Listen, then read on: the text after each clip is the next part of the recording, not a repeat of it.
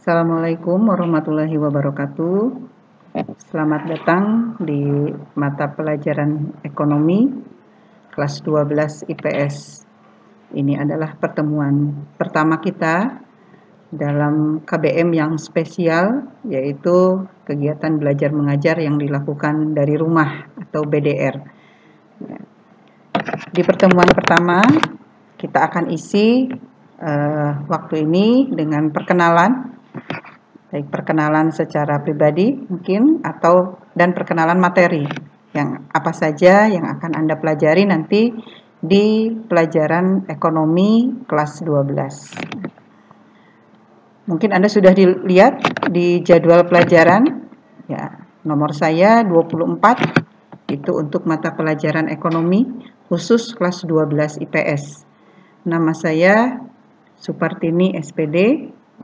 Untuk lebih akrab, Anda cukup panggil Ibu Tini. Ya. Ibu Tini ya, jangan pakai R. N-nya jangan diganti R. Nanti saya jadi galak. Ya. Dikira galak nantinya. Ya. Untuk Anda yang di kelas 10 dan 11 mungkin tidak bertemu saya di kelas, karena saya hanya mengajar di kelas 12 IPS. Jadi saya tidak banyak mengenal Anda untuk awal. Ya. Hanya beberapa mungkin. Jadi kita baru bertemu di kelas 12 IPS sekarang ya, pada saat KBM. Itu mungkin untuk perkenalannya. Sekarang kita perkenalan dengan mata pelajaran ekonomi. Kita akan belajar apa saja di kelas 12 IPS ini ya. Di kelas 12 IPS belajar ekonominya ada sedikit berbeda dengan apa yang Anda pelajari di kelas 10 maupun kelas 11. Ya. Untuk kelas 12 ini, ekonominya adalah ekonomi akuntansi. Jadi, bukan ekonomi secara umum yang seperti Anda pelajari di kelas 10 dan kelas 11. Ya, di kelas 10-11 Anda belajar ekonomi secara umum, baik berupa teori maupun ekonometrika, ekonomi matematika. Nah, di sini sekarang Anda tidak lagi belajar ekonomi secara umum, tapi Anda akan belajar bagian dari ekonomi yang lain, yaitu akuntansi. Ya. Walaupun antara ekonomi dengan akuntansi berbeda, sangat berbeda materinya, walaupun masih satu rumpun. Ya, tetapi dari sisi materi berbeda. Karena itu, Anda harus betul-betul memahami karena Anda belajar dari awal. Jadi seperti ada mata pelajaran baru. Ya. Apa saja yang ada di mata pelajaran akuntansi ini? Ini kompetensi dasar yang ada di semester ganjil mata pelajaran ekonomi. Ya. Secara umum di kelas 12 Anda belajar tentang akuntansi perusahaan, baik perusahaan jasa maupun perusahaan dagang. Hanya kita bagi dua, untuk di semester ganjil itu khusus mempelajari siklus akuntansi perusahaan jasa. Nanti untuk perusahaan dagangnya kita pelajari di semester genap atau di semester 2. Hanya kalau melihat waktu, biasanya yang semester genap itu kita pelajari terlebih dahulu di semester ganjil karena waktunya sedikit untuk semester genap. Jadi kemungkinan besar pula kalau waktunya mencukupi, perusahaan dagang kita pelajari juga di semester ganjil. Tapi berdasarkan silabus yang ada, kompetensi dasar di semester ganjil yang harus Anda kuasai. Pertama, karena Anda sebagai pemula ya, belajar akuntansinya, yang pertama Anda pelajari adalah mendeskripsikan dan menyajikan akuntansi sebagai sistem informasi. Jadi Anda kenalan dulu dengan akuntansi itu apa. Akuntansi seperti apa saja yang ada di akuntansi, tujuannya untuk apa, bagaimana caranya. Nah, ini ada di akuntansi sebagai sistem informasi. Ini sedikit, teorinya hanya sedikit, satu pertemuan juga selesai, ya. Dan yang selanjutnya banyaknya latihan. Nah, di KD2 kita mulai berlatih.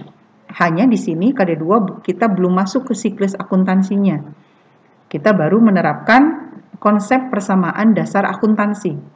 Kenapa kita tidak langsung ke siklus? Karena untuk langsung ke siklus kita harus belajar dulu bagaimana cara menghitung di dalam akuntansi. Menghitung dalam akuntansi tidak seperti menghitung eksak, ya. Ada pembagian, ada penjumlahan, perkalian, akal kuadrat dan sebagainya. Tapi kalau di dalam akuntansi hanya ada tambah dengan kurang. Itu pun berbeda angkanya. Kalau di eksak Anda menghitung angka-angka kecil, kalau di akuntansi Anda menghitungnya uang. Mudah-mudahan ini lebih semangat, membuat Anda semangat untuk menghitung. Walaupun uang yang nggak ada, minimal kita belajar angkanya terlebih dahulu. Ya.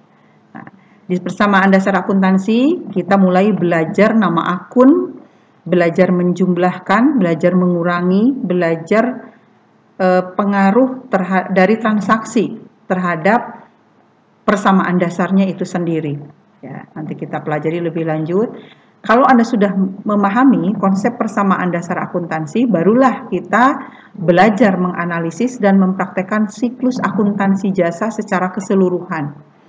Kalau belajar akuntansi itu berbeda dengan ekonomi.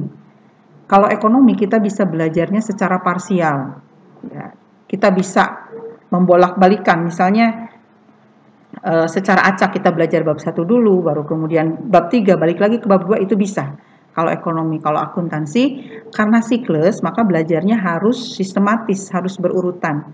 Nah, karena itu, belajar siklus akuntansi ini tidak bisa meninggalkan satu materi. Karena kalau Anda ketinggalan saja satu materi, maka Anda akan kesulitan untuk memahami materi berikutnya. Karena siklus harus sistematis.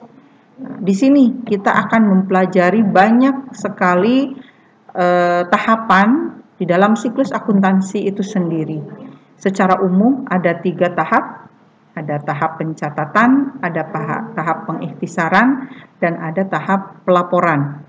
Nah, itu harus Anda kuasai betul dan Anda harus mengikuti langkah-langkahnya dari awal. Jadi bagi Ananda yang tidak bisa misalnya hadir dalam satu pertemuan, itu harus cepat mengikuti atau mengejar ketinggalan. Bisa tanya ke teman atau bertanya ke saya secara langsung. Ya. Dan kemudian di dalam akuntansi ini banyak berlatih, bukan membaca. Karena tidak ada teori. Teori itu hanya sedikit di pertemuan awal. Akuntansi sebagai sistem informasi. Kesananya semuanya berlatih menghitung. Jadi jangan heran kalau misalnya dalam setiap pertemuan ada latihan, ada tugas yang harus Anda kerjakan. Karena memang itulah akuntansi. Ya. Jangan kaget. Kalau biasanya Anda lebih santai di ekonomi, nah di akuntansi, mudah-mudahan waktu Anda bisa dimanfaatkan dengan baik. Ya, dengan berlatih. Jadi banyak latihan kalau di akuntansi. Nah itu ya, kompetensi dasar yang akan kita pelajari nanti di akuntansi semester ganjil. Itu. Kemudian, karena tadi materinya agak sedikit berbeda dengan ekonomi, maka perlengkapan atau peralatan belajar yang harus Anda siapkan pada saat Anda belajar akuntansi. Pertama, karena Anda belajarnya dari rumah, BDR, maka Anda harus punya handphone atau laptop. Ya, itu untuk prasarananya. Kemudian untuk belajar akuntansinya itu sendiri, yang pertama Anda siapkan adalah buku catatan dan latihan sekaligus. Bukunya harus buku ukuran folio yang besar, ya, ukuran folio atau F4. Tebalnya cukup tebal yang sedang, sekitar 100 lembar, itu cukup untuk 2 semester. Semester pertama dan semester kedua sampai perusahaan dagang, ya, perusahaan jasa dan dagang. Jadi tidak perlu lagi punya buku catatan yang kecil, cukup disatukan dengan buku latihan yang ukuran folio tadi. Ya. Dan jangan hilang, selalu dipakai dalam setiap pembelajaran dan mengerjakan tugas. Kemudian yang kedua, buku sumber. Buku sumber ini buku paket, ya, dari perpustakaan sudah disediakan, 1 orang 1 buku, dan ini harus betul-betul dipakai.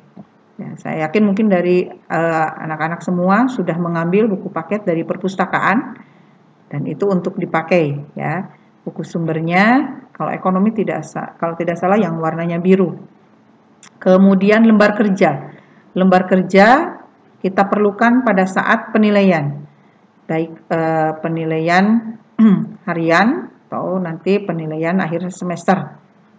Ini lembar kerjanya nanti akan kita informasikan lebih lanjut pada saat kegiatan belajar mengajar.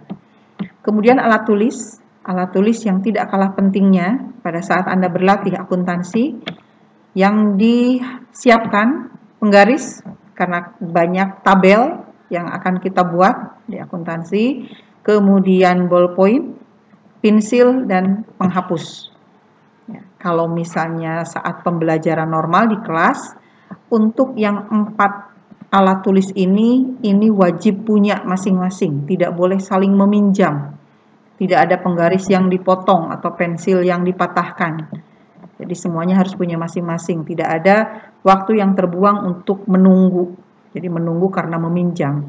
Tapi kalau di rumah, saya yakin punya masing-masing, tidak akan ada yang meminjam.